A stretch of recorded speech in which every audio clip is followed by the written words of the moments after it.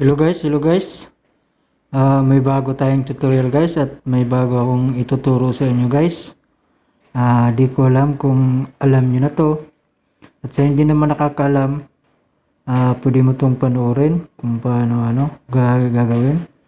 So ang tutorial natin ngayon guys ay how to change volume panel background and how to change status blur background. Ito po yung status blur background. Ito po yung volume panel background, how to change volume panel background. Paano magpalit o maglagay ng photos or photos na gusto nyong ilagay o anong klaseng image ang inyong ilagay. So bago natin umpisahan yung tutorial na yan guys, so i-activate muna natin yung ating themes. So yung themes natin guys ay nasa description lang, ilalagay ko mamaya. So apply muna natin yung themes natin. So kung wala ka pa nitong themes na to ay pwede mong i-download. Nasa description lang. So unang i-download nyo guys ay ang GArchiver Pro. Yung GArchiver Pro natin ay pwede mo siyang i-download. Sa description lang din. So umpisa na natin guys na i-activate ang ating themes. So ngayon buksan na natin ating GArchiver Pro kung na-download mo na.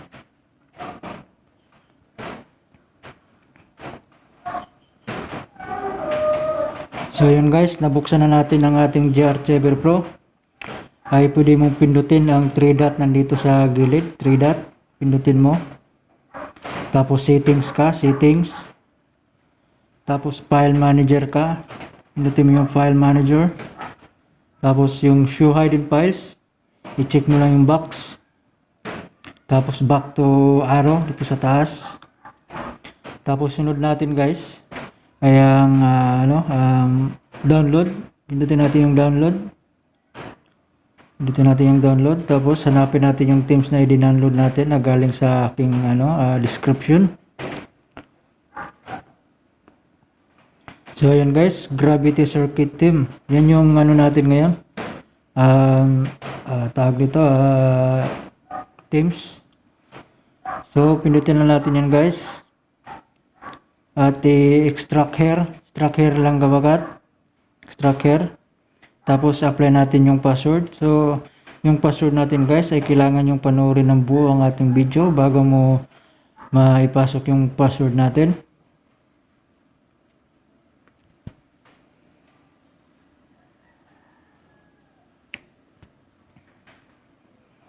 So apply natin. So yun guys, Gravity Circuit theme, yun ang ating themes ngayon. So long press lang natin guys. Hold lang natin kabagat, hold lang. Tapos copy kabagat. Tapos punta tayo sa device memory kabagat. Tapos hanapin natin yung DWD kabagat, DWD. Dito natin, pindutin natin ang folder na yan. Pindutin natin hanggang sa dulo. At dito natin ipipaste sa T folder. Buksan natin T folder. I-paste natin dito kabagat. Paste natin. So ayun, na-paste na natin. Back to menu tayo. Buksan natin ang ating Teams application. Buksan natin. Dito tayo sa local. So wala, hindi siya nag-appear. Kumbaga ang ating Teams application, kung updated man ang gamit at Teams application nyo, hindi siya mag-appear, nag-auto-delete siya. At kung hindi naman updated yung Teams application na gamit nyo, gagana siya. So sa mga updated na application, ito yung second step na gagawin natin. O baka gulat kayo, ba't di gumagana yung Teams natin? Dahil sa updated yung application nyo, so hindi siya babasahin o i-auto-delete siya. Automatic siyang buburahin ng application na yun. So, kailangan nating application ay ang iTeams version 5.5.3 or iTeams version 4.0.0. So, yan ang kailangan nating na mga themes. So, ito yung second step sa mga themes na updated. Punta tayo sa ating phone settings. Buksan nyo ang phone settings nyo. Next natin, hanapin natin ang more settings. More settings tayo, more settings. Sunod natin yung application. Pindutin natin yung application. At isunod natin yung all. Pindutin yung all. Yung all. So, hanapin natin dito yung ating Teams application. Dito natin hanapin. Hanapin nyo ang Team application dito, mga kabakat.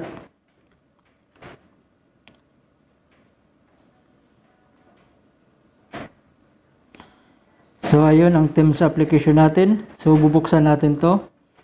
At ating uninstall update. Uninstall update natin. So, makikita nyo yung version ng Teams natin guys ay 6.7. So, yung kung ang gamit yung Teams ay ganyan, 6.7. So, di talaga gana yung Teams na ginagamit nyo. Kung anong klase, kahit anong klaseng Teams na dinadownload nyo galing sa YouTube. Hindi talaga siya gagana dito. Automatic sa buburahin. So, ito yung step na pwede nyo gawin na hindi nyo na kailangan mag-download ng old version ng Teams.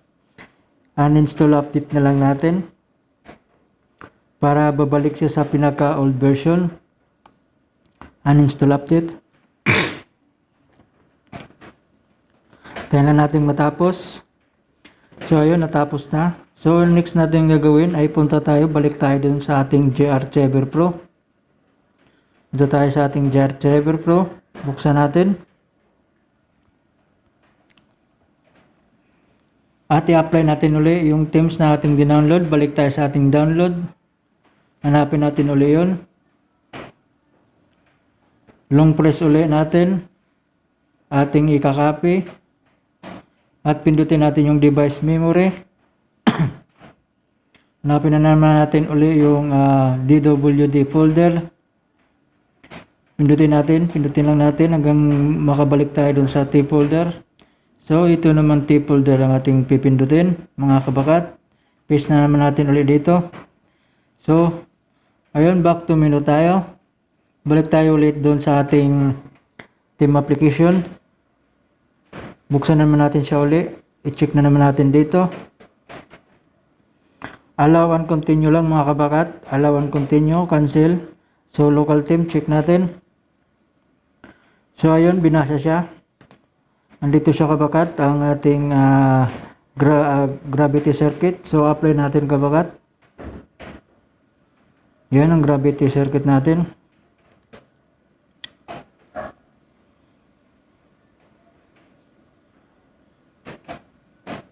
Tingnan natin na mag-successfully.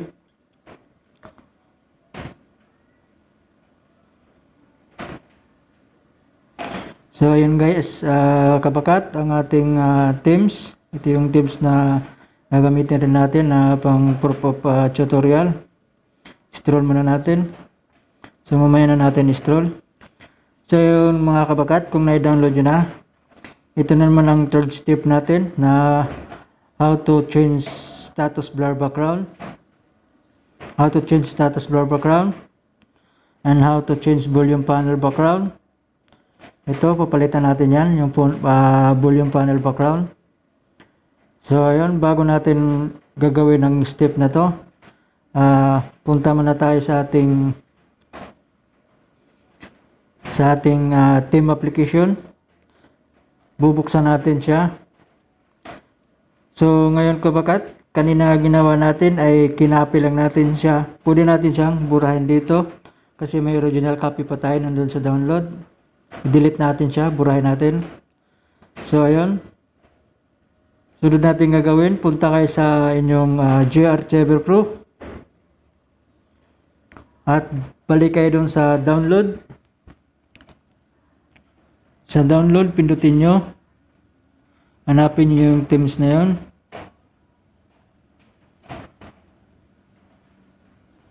So, ayun, Gravity Circuit Team. Long press lang. At ikakopy nyo lang. Tapos punta kayo dito sa Documents. Dito nyo ipipaste. Ngayon mga kabakat, hold natin to. Hold. Tapos hanapin nyo yung rename. Tapos pindutin natin yan. Tanggalin natin yung edge. Tanggalin nyo. Palitan nyo ng zip.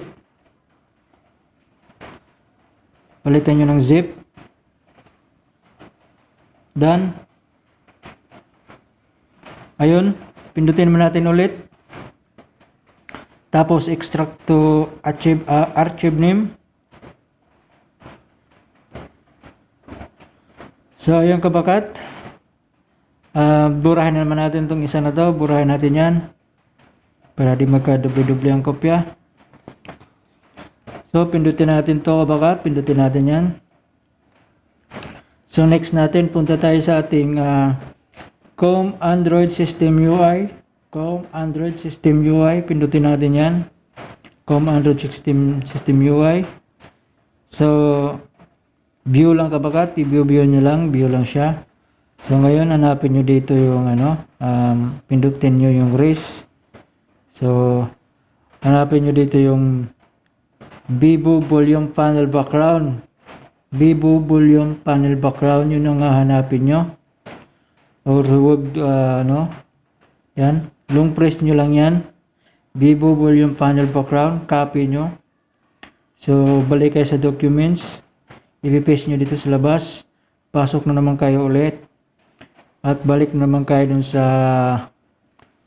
COM Android System UI, view, hanapin nyo naman dito yung Vivo Status Bar Background, dito lang sa pinakababa, yan, Vivo Status Bar Background. So ito, tanggalin natin yan, ito, yung tatlo na yan, tanggalin nyo yung tatlo na yan. Tanggalin nyo yan. I-check, pindutin natin yung check. Yan. Tapos manually, pindut natin siya. Tapos pindutin natin yung check dito sa baba. Tapos all. Tapos pindutin nyo yung box na mga dot na yan. Tapos copy. Tapos documents tayo. Tapos dito natin i-paste. Second step, pindutin nyo ulit yung itong check na yan. Pindutin nyo yung check na yan. So manual pindot. Ang inyong pindutin dito ay Vivo Status Title Vivo Status Bar Title Background. Yan. At i-next yung Vivo Status Bar Background. Check. Pindutin yung check dito sa baba. Tapos ito, box, scroll up, delete. So ayun guys, bago tayo mag-proceed sa ating sunod na step, ang gagawin natin dito ay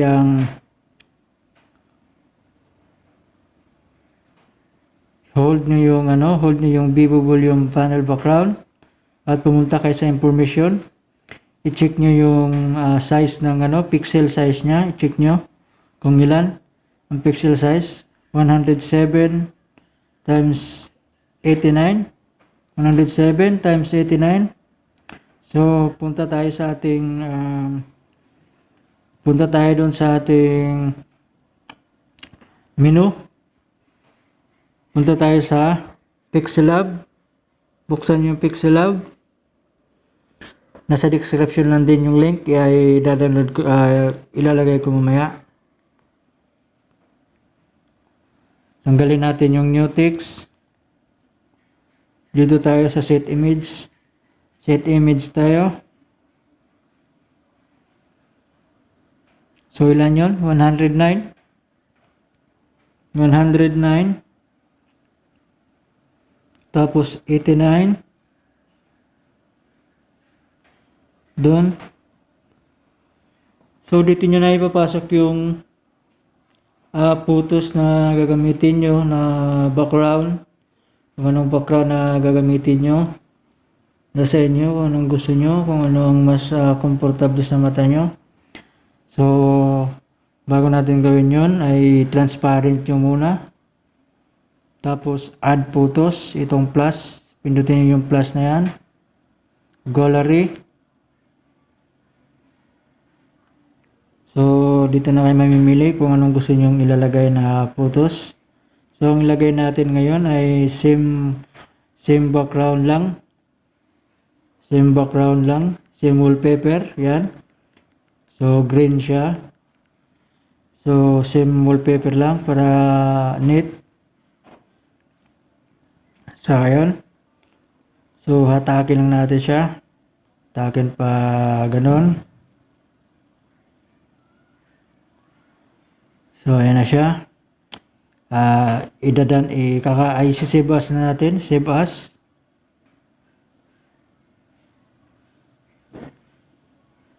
So, next step. Back to menu. 9 paths editor. 9 paths editor. 9 paths editor tayo. Pindutin nyo yung pindutin nyo yung folder na to na makikita nyo sa gilid. Folder, pindutin nyo. Tapos itong 3 dot na nasa recent, sa gilid ng recent, pindutin nyo. So, album. Tapos hanapin nyo yung Pixelab folder.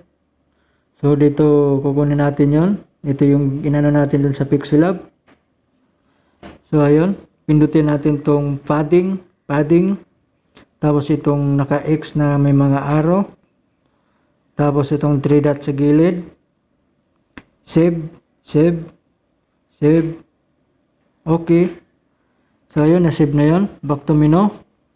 Balik tayo sa ating GArchiver Pro. Punta tayo dun sa 9 paths. Sa 9 paths, punta tayo sa 9 paths. Device memory. Hanapin natin yung 9 paths. Ayun, 9 paths folder. Ito na. Long press natin to. Cut. Documents. Paste natin dito. So ngayon guys, ito na yung pinaka final step. Hold natin yung Vivo Volume Panel background. Hold. Hanapin nyo yung rename. Tapos kunin nyo yung words na yan. Select all. Copy. Ngayon pwede nyo na itong burahin. Burahin nyo na yan. Sunod natin ito. Dito natin siya ipipaste. Tanggalin natin yan. Ipipaste na natin dito. Done. So, nagawa na natin yung ating volume panel background. I-next natin ngayon ay ang status blur background. Buksan natin yung ulit yung ating themes. At dito tayo sa ating anong tawag dito? Wallpaper. Buksan yung wallpaper folder. So, kukunin nyo dito yung default wallpaper. Yan, default wallpaper. Kunin nyo yan. Copy lang. Paste natin dito sa labas. Yan. So, ngayon, hold natin yung Vivo status blur background. Status blur bridge. Hold natin. Mag-rename tayo. Kunin natin yung letra na yan. Select all. Copy. So, pwede nyo na itong burahin din. Burahin nyo na. Yan, delete. Burahin nyo na. So, i-rename na naman natin to. Rename. Rename natin yan. Dito na natin i-paste yung ginawa natin letra. So, ayan. So, ngayon, pindutin natin itong check sa taas. Yung dalawa na yan, pindutin natin yan. Tapos itong box. Copy lang. Pindutin natin yan. Tapos dito na natin ipisa. Chrome Android System UI. Paste nyo na dito. So ayun, tignan natin. Double check natin yung ano natin. So ayun, nakikita nyo sa pinakababa. Yan, nakikita nyo yan. Yan na, napalitan na. So balik tayo sa ating menu. Sa ating documents. Ganun din ulit ang gagawin natin. Pindutin natin yan. At i-copy na naman natin. Copy lang. Balik tayo ulit dun sa system UI. Dito naman tayo sa res. Dito natin siya i-paste. So, ayun. Susunod natin gagawin. Ito natin itong check. Itong Vivo status bar title, check natin yan. At Vivo status bar background, check natin yan. At ngayon, i-delete natin yan. Buburahin natin yan. Buburahin natin yan. So balik naman tayo dito sa kabila. Diyan. Dito naman tayo sa min. Hanapin naman natin yon. Sundan nyo lang guys nang magawa nyo ng tama. So ngayon guys, ito yung step na ginawa natin doon sa ano. So ngayon na naman, pindutin muna natin itong check. Pindutin natin yung Vivo status bar title at Vivo status bar background. Check. Burahin natin. So ayun na, natapos na. Back to documents. Pindutin natin yung gravity circuit theme. Dito na tayo magpa-finalize. So pindutin natin yung check. Check ulit. Select all. Check sa baba. Box. Compress. Palitan natin ng H. Palitan natin ng H yan. At idadaan na lang. Done.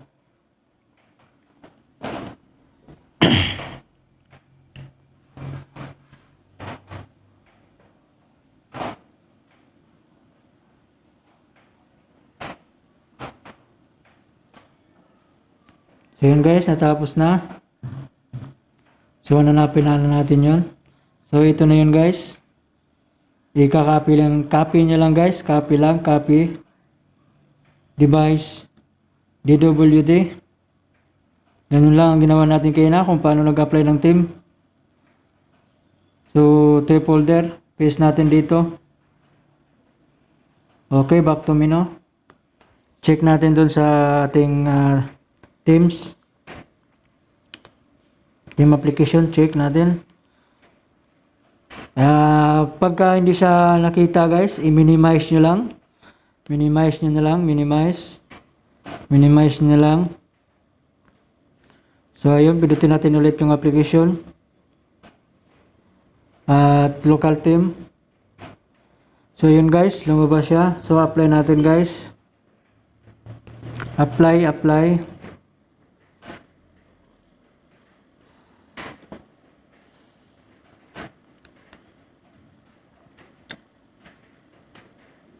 So yun, apply na natin guys. Check natin yung ating ano. So hindi siya nag-appear guys. So bakit kaya? Yan, hindi na siya di pa siya nag-appear guys. So ang gagawin nyo dyan guys, next step dyan para nag-appear siya, i-reboot nyo yung cellphone nyo para yung files niya magre-restore. Reboot lang yung cellphone para gumana siya. Bago siya gumana, i-reboot nyo lang yung cellphone para mag-restore yung files. So now, reboot system tayo. Reboot system. Tayo na natin to. Na naman. So gaya nga ng sinabi ko kanina, para mag-apply yung ating ginawa ay kailangan nyo lang i-reboot ang inyong cellphone. So ito na yung status bar. So ni-reboot ko yung cellphone ko. Ito yung status bar na ginawa natin kanina. At ang ating volume funnel. Ito yung volume funnel. Yan. So gagawin natin dyan. Dito tayo sa ating ano. Yan yung volume funnel natin. Ito yung volume funnel na pinalit natin. Yan. Yan yung style ng volume funnel. So ayun guys, dito na natapos yung ating tutorial. So kung natutunan nyo man ay kung hindi nyo man natutunan ng ating tutorial ngayon, so pwede nyo panoorin ulit. Kung hindi ka pa naman nakasubscribe sa aking channel ay huwag mo na patagalin, pihitin mo na yung subscribe button, pakihit na rin yung notification bell para every tutorial ko manonotify ka. So ayun guys, maraming salamat sa panonood at abang-abang sa sunod nating gagawin tutorial. At eto na, babo.